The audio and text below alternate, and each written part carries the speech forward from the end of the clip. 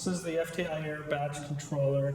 It's available in AC input to AC output to the solenoids, or AC input to DC output solenoid. Two versions of each, the AC and the DC, are available with a US or Euro plug on it for 110 or 220 operation. Each batch controller comes with two cables hardwired to the enclosure that will plug into a proximity sensor on your air valve, and two cables that have a DIN connector on one end and an M12 connector on the other, which will plug into the enclosure and the solenoid.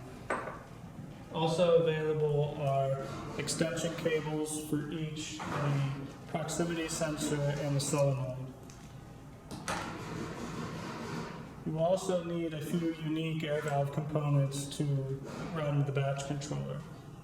The air valve needs to be fitted with a proximity sensor, and that is available as a cap with sensor only or a complete air valve bottom.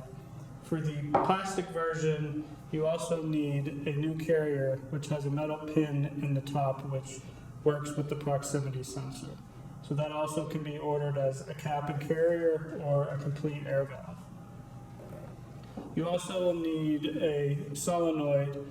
This should be sized for the correct air inlet size of your air valve, equal to or larger, and also the correct power supply. So there are three sizes available with three different coil voltages: 110, 220, or 24 volt DC. Now we will look at installing the components required to run the batch controller. On the bottom of the enclosure there will be a label with pump 1 and pump 2. On the left is pump 1's solenoid connection and the cord that goes to the proximity sensor. To install the cord that goes to the proximity sensor, you take the female end and plug it into the male end of your proximity sensor and twist to lock. Next, you install the solenoid cable with the female plug into the male receptacle on the enclosure. Push in, twist to lock. The other end of the solenoid cable has a DIN connector which plugs in to the connection on the solenoid. It can be installed any direction that it'll fit, just 180 degrees from itself. The coil can also be twisted to adapt to the application.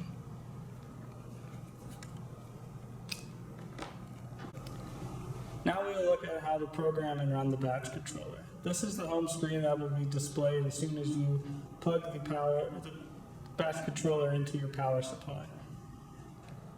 There are two modes, a batch and a run mode. Also at the main screen there's a help or a menu option. Above each button below will be an icon that correlates to that function. Not all will say F1 through 4, but the icon above the button will be that function. For example, if we want to go to the help screen, we'll press F3. Now above F2 is the next button, which will take us to the next screen for the help menu. So you work your way through the help menu as needed, going back to the previous screen if needed, or to the main menu at any time. Back at the main menu, we'll look at how to program a batch. So we'll press F1.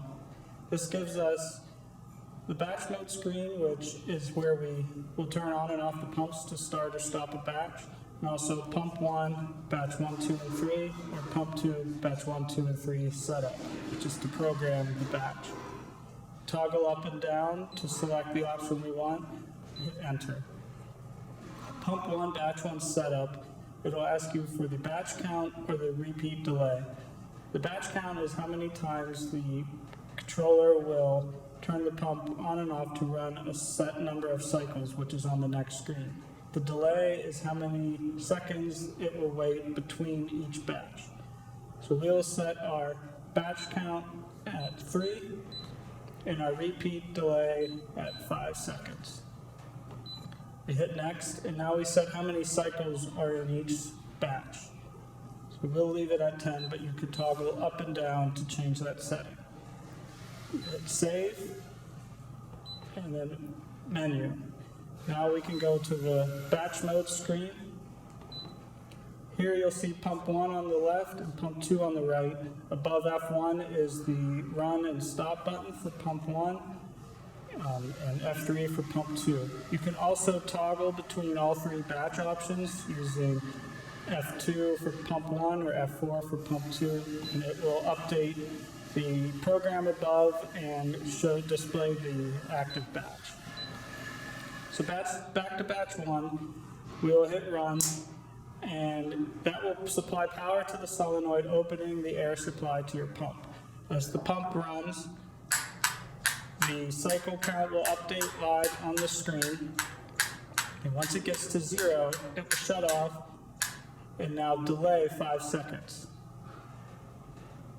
Now the solenoid will open again and repeat.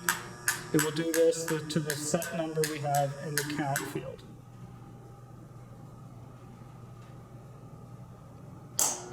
And you can see you're in a batch because the display is still set to the run side. When we complete our batch, it will toggle to the stop.